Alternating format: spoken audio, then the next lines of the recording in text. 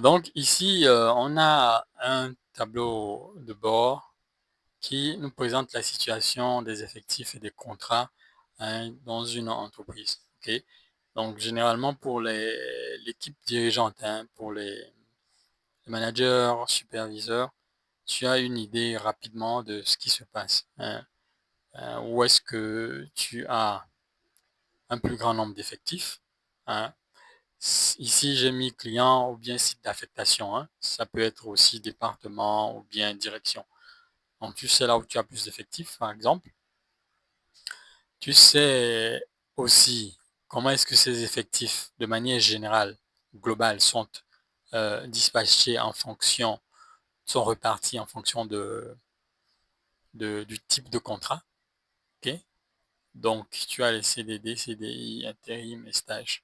Mais avant, tu as aussi les KPI là.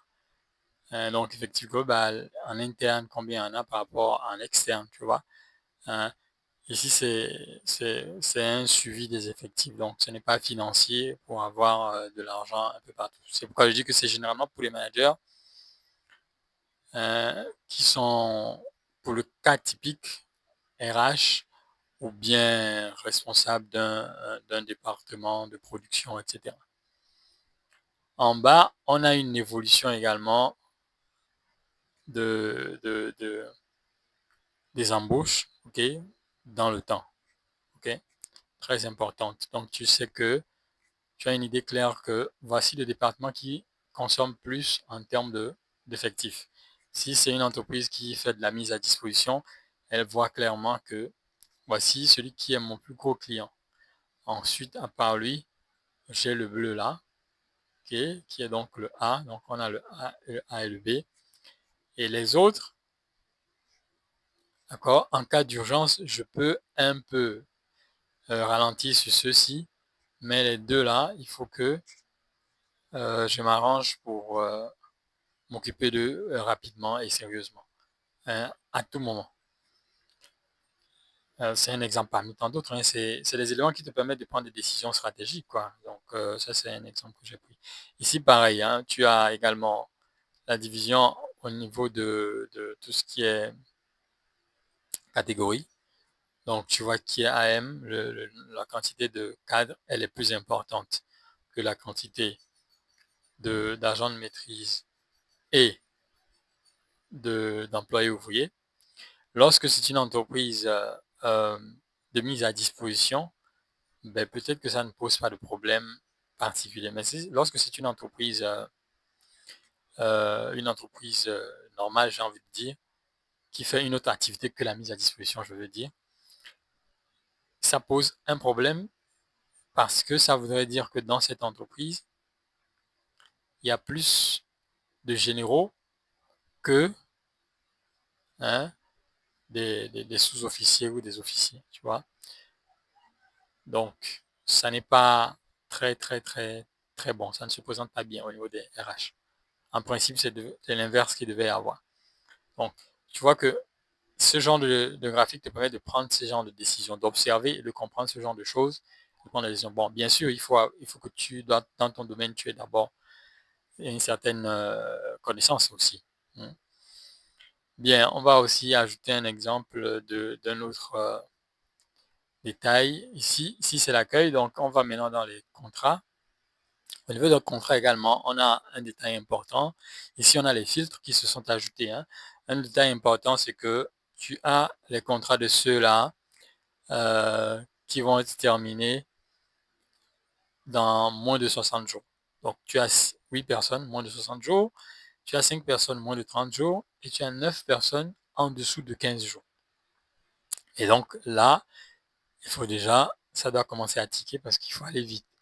S'il faut relancer les responsables de département pour voir si on garde les personnes ou bien si on arrête les contrats, il faut le faire. Il faut déjà faire un premier mail. Normalement, le premier mail devrait normalement commencer par là. OK, donc on repère les personnes, les effectifs. Voilà.